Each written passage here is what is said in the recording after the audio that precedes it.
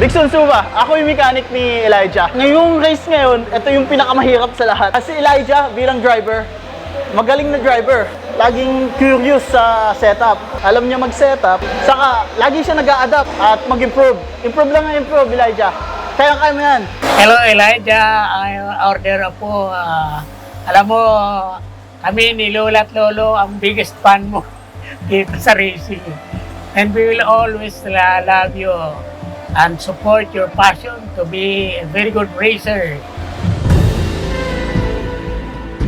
So just continue with your what you are doing. Sometimes racing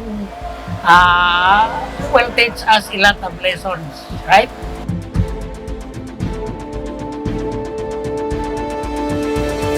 Siguro message ko sa I really want to thank them for everything, for teaching me about everything I need to know in order to become a better racer.